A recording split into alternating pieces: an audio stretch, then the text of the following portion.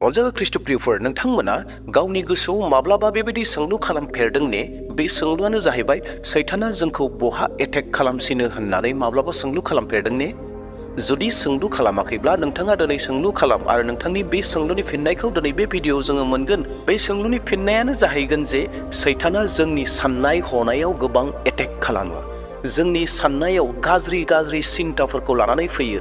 जोंनि स्पिरिचुवेल लाइफखौ बेखौ सिन्ता खालामहोनायनि गेजेरजों नष्ट खालामनो सैताना हास्थायो।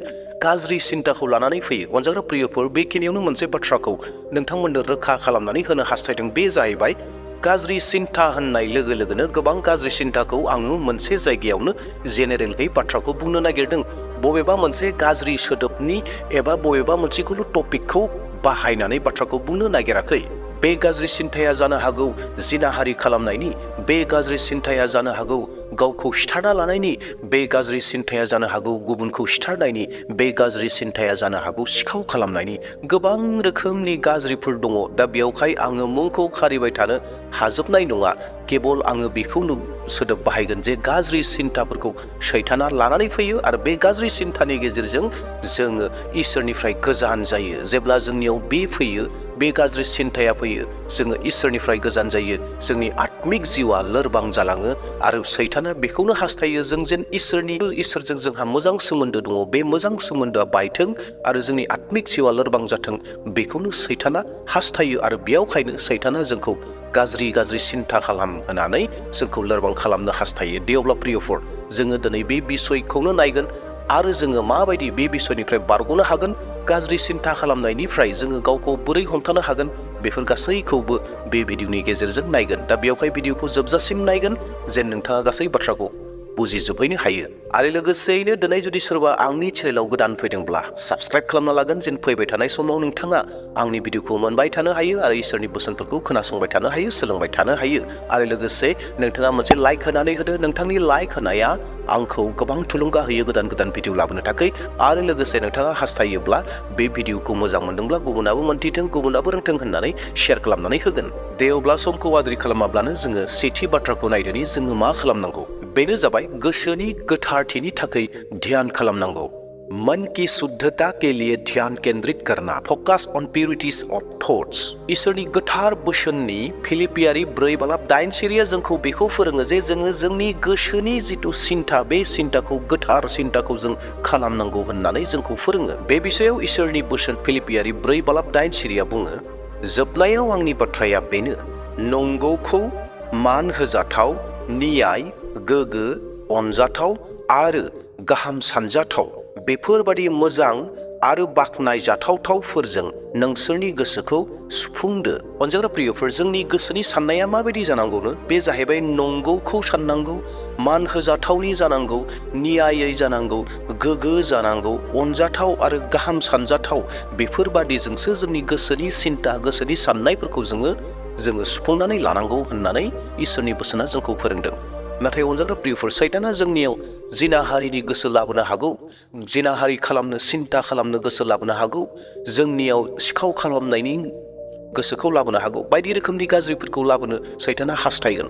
नाथाय बेबायदि परिस्थितियाव जों मा खालामनांगौ? बे जाहैबाय जोंनि गोसोआव जोङो हदायबो सानफ्रोमबो मोजांखौ साननो नाजानांगोन। इसोरनि बोसोना जेरै जोंखौ फोरोंदों बेखौ जोङो साननो हास्थायनांगोन। दे अब्ला प्रियफोर, जोङो नैथियाव थांदोनि। बेनो जाबाय गाज्रि सिन्तानिफ्राय गनो थाखाय जिउमानि फिथाइखौ होसो। पापी विचारों से बचने के लिए आत्मा के फलों का पालन करे। फॉलो द फ्रुइट्स ऑफ स्पिरिट। जेरावहाय गालातियारि 5:22 आरो 23 सिरियाव गोथार जिउनि फिथाइनि बाथ्राखौ बुंदों। आरो बे गोथार जिउनि फिथाइखौ जेब्ला जोङो होसोगोन, जेब्ला जोङो लागोन, जेब्ला जोङो जागोन, अब्लाना जोंनियाव बै गाज्रि सिन्ताफोरा फैनो हानाय नङा। जेब्लानो जोंनियाव गाज्रि सिन्ताफोरा फैनो नागिरगोन, अब्लानो जोङो बै गोथार जिउनि फिथाइफोरखौ जोङो गोसोखांनांगौ, गोथार जिउनि फिथाइफोरखौ जोङो नाजावनांगौ। बे बिथाइफोरानो जाहैबाय, नाथाय गोथार जिउनि बिथाइया जाबाय अननाय, रंजानाय, शान्ति, सैसोनाय, अनसोनाय, गाहाम जानाय, फोथायग्रा जानाय, गुरै जानाय आरो गावखौ हमथानाय।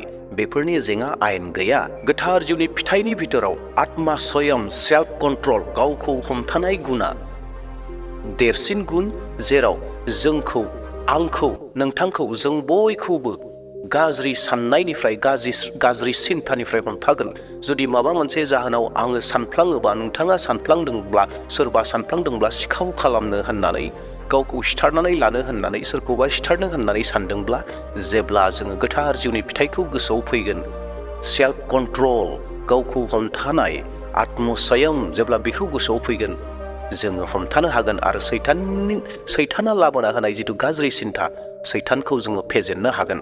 दा जोङो बेखौ गोसोआव लानांगौ आरो जोङो गोथार जिउनि फिथाइखौ सानफ्रोमबो फल' खालामबाय थानो नांगौ। दे दानाब्ला जों थांदोनि थामथि बाथ्रायाव। बेनो जाहैबाय मेगन आरो गोसोखौ हमथानाय।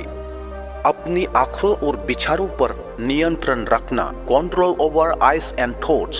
बे बिषयाव इसोरनि बोसोना बेबायदि बुङो, माथाइनि 5:28। नाथाय आङो नोंसोरखौ होनो, सोरबाया सासे हिन्जावखौ नायहरनानै जिनाहारि खालामनो लुबैब्लानो गोसोजों गोसो बे हिन्जावजों जिनाहारियाव थांनाय जागोन। बे बाइबेल सिरिया जोंखौ बेखौ गोसोखांहोदों दि जोंनि मोदोम लानानैल' जिथु सेक्स खालामनाय बे पाप जायो नङा, नाथाय जेब्ला जोङो जोंनि मेगनजों सोरबा आइजोखौ एबा सोरबा सिख्लाखौ एबा सोरबा हौवाखौ, सोरबा सेंग्राखौ जुदि गाज्रि नोजोरजों नायोब्ला, बियो गोसोआव अलरेडि जिनाहारि खालामखाबाय होननानै बुंदों।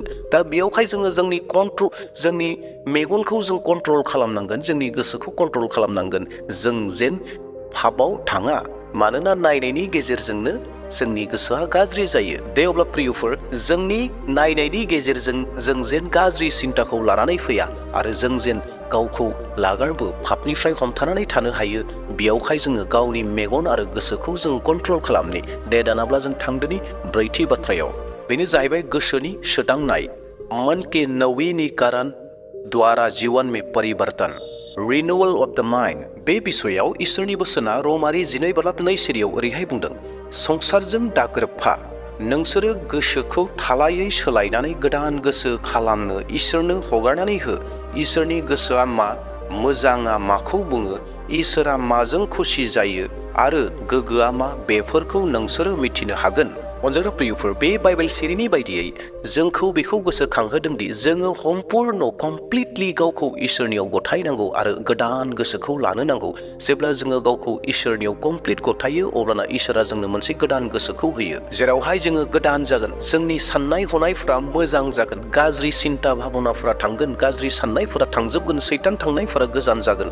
जोंनियाव मोनसे मोजां साननाया जागोन, इसोरनि खामानि मावनाय, इसोरनि थाखाय गावखौ बावसोमनाय, बेफोर गासै गोसोआ फैगोन आरो इसोरनि थाखायल' जागोन। ख्रिस्ट' फोथायारिफोर, बेफोरनि अनगायैबो माखासे राहा लामाफोर दंबावो, जि राहा लामाफोरखौ लायोब्ला जोंनिफ्राय गाज्रि सिन्ताफोरा, गाज्रि साननायफोरा गोजान जायो। जिखौ जोङो मावबाय थायोब्ला गाज्रिफोरा जोंनियाव फैनो हाया, गाज्रि साननायफोरा फैनो हाया। बेबायदि माखासे बाथ्राफोरखौ आरोबाव बुंना होबावनो हास्थायदों।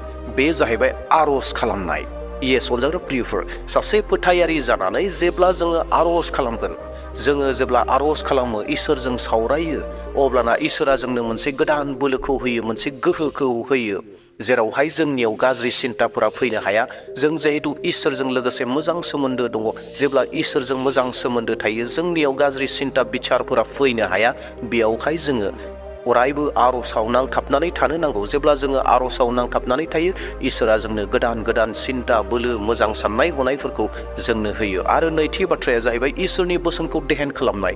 इसोरनि बोसोनखौ देहेन खालामनायनि गेजेरजों जोङो जोंनियाव फैनाय जिथु गाज्रि सिन्ता भाबना, बेफोर गासैखौबो जोङो गोजान खालामनो हायो। जों जेब्ला गोनांथि बायदि, नांगौ बायदि इसोरनि बोसोनखौ देहेन खालामबाय थागोन, अब्लाना जोङो गोदान गोदान बोलो, गोदान गोदान गियान, इसोरनि सैथो बोसोनफोरखौ मोनथिबाय थागोन आरो जोंनियाव सैताना फैनानै गाज्रिखौ सिन्ता खालामनो थाखाय, गाज्रिखौ सानहोनो थाखाय जोंनो खाबु मोननाय नङा। दा बेयावहाय जोङो इसोरनि बोसोनखौ सानफ्रोमबो देहेन खालामनांगौ।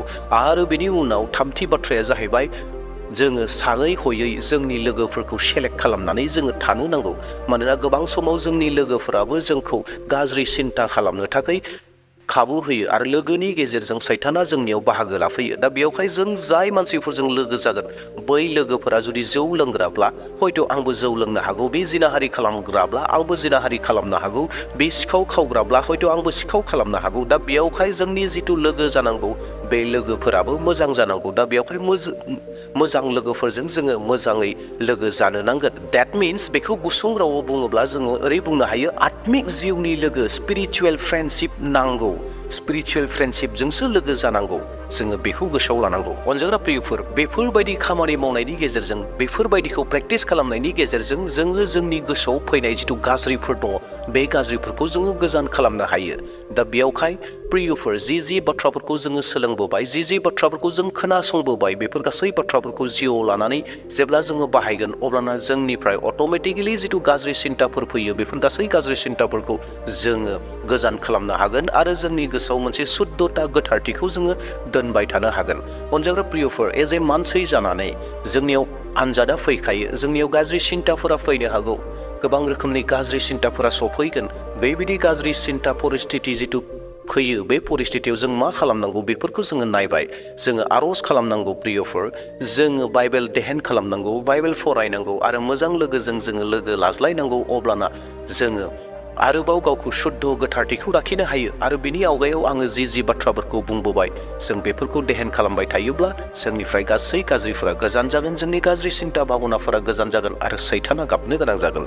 दे अब्ला प्रियफोर, जों इयुननि समाव मोनसे गोदान भिडिअ लानानै नायफिनबावसिगोन। दिनैनि थाखाय बेसेयावनो दोनथ'नो हास्थायबाय। बयहाबो सुख सान्ति जाथोंसै। प्रेज द लर्ड, हालेलुया, जय मसीह होनना आंनि भिडिअखौ बेसेयावनो दोनथ'बाय। Thank you.